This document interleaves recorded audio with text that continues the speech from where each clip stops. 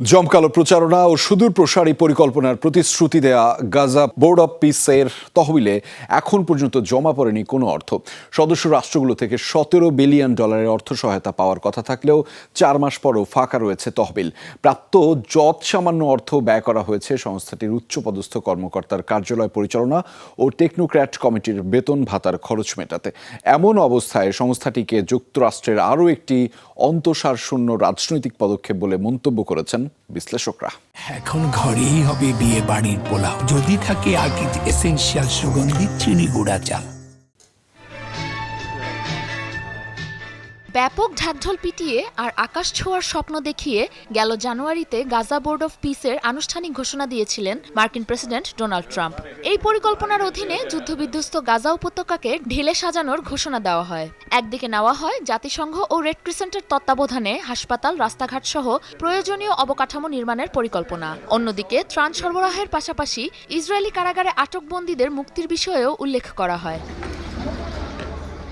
আর এসব পরিকল্পনা বাস্তবায়নে $1,700 কোটি তহবিল গঠনের পরিকল্পনা নেন স্বয়ং মার্কিন প্রেসিডেন্ট ডোনাল্ড ট্রাম্প। তবে ওই ঘোষণার 4 মাস পার হওয়ার পরও তহবিলে জমা হয়নি তেমন কোনো অর্থই।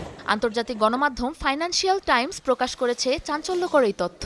প্রতিবেদনে বলা হচ্ছে তহবিলে তারল্যের পরিমাণ 0। ত্রাণ প্যাকেজের আওতায় বিশ্বব্যাংকের তহবিলে 26 সদস্য রাষ্ট্রের দেওয়ার কথা ছিল $700 কোটি। এর পাশাপাশি $1,000 কোটি দেওয়ার প্রতিশ্রুতি দিয়েছিলেন মার্কিন প্রেসিডেন্ট। কিন্তু জাতিসংঘ অনুমোদিত ও জবাবদিহিতার আওতাভুক্ত বিশ্বব্যাংকের তহবিল নয়, বরং এখন পর্যন্ত প্রাপ্ত যৎসামান্য অর্থের লেনদেন হয়েছে জেপি মর্গানের একটি অ্যাকাউন্টে। এরই মাঝে প্রকাশ্যে এসেছে মরক্কোর দেওয়া $2 কোটি অনুদানের কথা। যে অর্থ উপত্যকার মানুষদের জীবন বাঁচাতে তো ব্যয় করা হয়ইনি, বরং সেটি ব্যবহার করা হয়েছে বোর্ড অফ পিসের উচ্চপদস্থ কর্মকর্তার কার্যালয় পরিচালনা ও টেকনোক্র্যাট কমিটির বেতন ভাতার খরচ মেটাতে। এছাড়াও কর্মসূচিটি শুরু না হওয়ার অজুহাতে এখনও কাজেই লাগানো হয়নি সংযুক্ত আরব আমিরাতের দেওয়া $100 মিলিয়ন পৃথক অনুদান। এমনকি বোর্ড অফ পিস প্রকল্পে দেওয়া মার্কিন অনুদানের কোনো অর্থ এখনও পৌঁছায়নি মাঠ পর্যায়েও।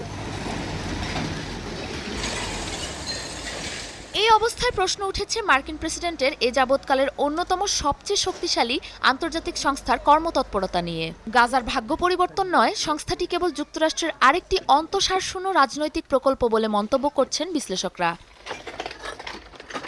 উপত্যকায় বিলাসবহুল আবাসন সহ দূরদর্শী পরিকল্পনার একটি জমকালো নকশা প্রচার করেছিলেন ট্রাম্পের জামাতা জ্যারেড কুশনার। অথচ ইউরোপিয়ান ইউনিয়ন, জাতিসংঘ ও বিশ্বব্যাংকের একটি যৌথ সমীক্ষায় দেখা গেছে আগামী 1 দশকে গাজা পুনর্গঠনে প্রয়োজন $70 বিলিয়ন বেশি অর্থ সহায়তা।